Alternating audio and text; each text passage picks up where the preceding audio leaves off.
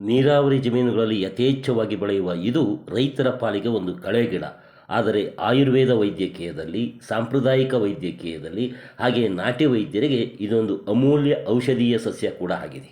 ಈ ಸಸ್ಯವನ್ನು ಉಗುರಿನಿಂದ ಜಿಕ್ಟಿದರೆ ಇದರಿಂದ ಹಾಲಿನಂತಹ ದ್ರವ ಬರ್ತದೆ. ಹೀಗಾಗಿ ಇದನ್ನು ಆಲುಣಿ ಅಂತಲೂ ಕೂಡ ಕರೀತಾರೆ. ಮತ್ತು ದೊಡ್ಡ ಆಲ್ಕುಡಿ ಅಂತ ಕರೀತಾರೆ, ಆಲುಬಳ್ಳಿ ಸೊಪ್ಪಿನ ಗಿಡ ಅಂತ ಕರೀತಾರೆ, ಹಾಗೆ ಹಚ್ಚೆ ಗಿಡ ಅಂತ ಕರೀತಾರೆ, ಅಕ್ಕಿ ಗಿಡ ಅಂತ ಕರೀತಾರೆ, ನಾಗಾರ್ಜುನಿ ಗಿಡ ಅಂತ ಹೇಳಿ ಕರೀತಾರೆ. ಹಕ್ಕಿ ಗಿಡ ಅಂದಾಗ ಇದರಲ್ಲಿ ಎರಡು ರೀತಿಯ ತಳಿಗಳಿದ್ದಾವೆ.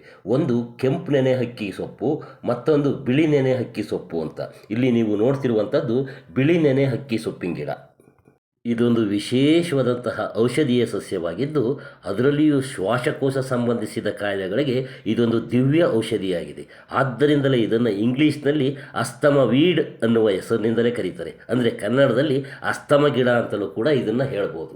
ಸಸ್ಯಶಾಸ್ತ್ರದ ಪ್ರಕಾರ ಇದು ಯುಪರ್ಬಿಯೇಸಿ ಕುಟುಂಬಕ್ಕೆ ಸೇರಿದ್ದು, ಇದರ ಸೈಂಟಿಫಿಕ್ ನೇಮು ಯುಪರ್ಬಿಯಾ ಇಟ್ರಾ ಅಂತ ಹೇಳಿ.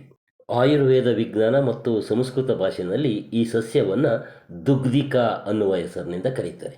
ಉಸಿರಾಟಕ್ಕೆ ಸಂಬಂಧಿಸಿದ ಕಾಯಿಲೆಗಳಾದಂತಹ ಅಸ್ತಮ, ಕೆಮ್ಮು ರೋಗಕ್ಕೆ ಈ ಸಸ್ಯವನ್ನು ಚಿಕಿತ್ಸೆಗೆ ಪರಿಣಾಮಕಾರಿಯಾಗಿ ಬಳಸಿಕೊಳ್ಳಲಾಗ್ತದೆ. ಚರ್ಮ ಕಾಯಿಲೆಗಳಾದಂತಹ ಮಚ್ಚೆಗಳು, ಕಜ್ಜಿ, ಉಳುಕಡ್ಡಿಯಂತಹ ಸಮಸ್ಯೆಗಳಿಗೆ ಇದರ ಹಾಲಿನಂಥ ದ್ರವ ಬರ್ತದಲ್ಲ ಈ ಸಸ್ಯದಿಂದ, ಅದನ್ನು ಬಾಹ್ಯ ರೂಪದಲ್ಲಿ ಹಚ್ಚಲಾಗ್ತದೆ. ಹೀಗೆ ಸ್ವಲ್ಪ ದಿನ ಆ ಹಾಲನ್ನು ಹಚ್ಚುತ್ತಾ ಬಂದರೆ ಆ ಚರ್ಮ ಸಮಸ್ಯೆಗಳು ಭಾಳ ಬೇಗ ದೂರ ಆಗ್ತವೆ.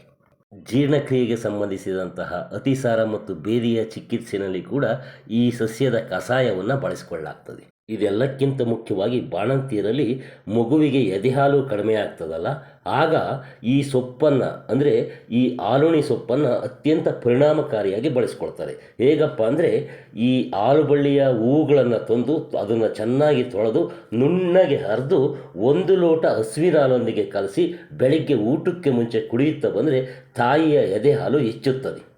ಮತ್ತು ಬಾಣಂತಿಯರಲ್ಲಿ ಎದೆಹಾಲೇ ಇಲ್ಲವಾದಾಗ ಇದರ ಕುಡಿಯಿಂದ ಬಜ್ಜಿಯನ್ನು ಮಾಡಿಕೊಡ್ತಾರೆ ಆಹಾರವಾಗಿ.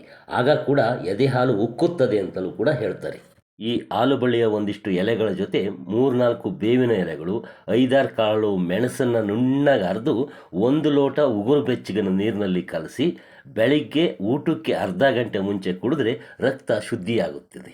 ಗರ್ಭಾಶಯದ ದೋಷಗಳಿದ್ದು ಸಂತಾನ ಪ್ರಾಪ್ತಿಯಾಗದಂತಹ ಸ್ತ್ರೀಯರು ಈ ಆಲುಬಳ್ಳಿ ಸೊಪ್ಪನ್ನು ಅರೆದು ಅದರಿಂದ 2 ಚಮಚ ರಸವನ್ನು ತೆಗೆದುಕೊಂಡು ಅದಕ್ಕೆ ಕಾಳು ಮೆಣಸಿನ ಚಿಟಿಕೆಯಷ್ಟು ಪುಡಿಯನ್ನು ಸೇರಿಸಿ ಅದನ್ನು ಋತುಸ್ರಾವವಾದ 3 ದಿನ ಬೆಳಗ್ಗೆ ಮತ್ತು ಸಂಜೆ ಸೇವಿಸಿದರೆ, ಜೊತೆಗೆ ಸಪ್ಪೆ ಊಟವನ್ನು ಆ ಸಮಯದಲ್ಲಿ ಊಟ ಮಾಡಿದರೆ ಈ ಗರ್ಭಾಶಯದ ದೋಷಗಳು ದೂರವಾಗಿ ಸಂತಾನ ಪ್ರಾಪ್ತಿಯಾಗ್ತದೆ ಅಂತ ಹೇಳಿ ನಾಟಿ ವೈದ್ಯರು ಹೇಳ್ತಾರೆ.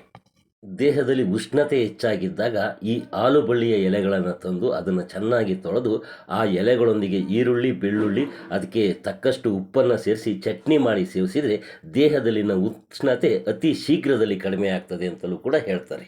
ವೀರ್ಯಾಣುಗಳ ಸಂಖ್ಯೆ ವೃದ್ಧಿಯಾಗಿ ಲೈಂಗಿಕ ಆಸಕ್ತಿ ಹೆಚ್ಚಾಗಲಿಕ್ಕೆ ಪುರುಷರು ಈ ಆಲುಬಳ್ಳಿಯ ಗಿಡವನ್ನು ಬೇರು ಸಹಿತ ಕಿತ್ಕೊಂಡ್ಬಂದು ಅದನ್ನು ನೆರಳಿನಲ್ಲಿ ಒಣಗಿಸಿ ಅದನ್ನು ಚೂರ್ಣ ಮಾಡಿಟ್ಕೊಳ್ಬೇಕು.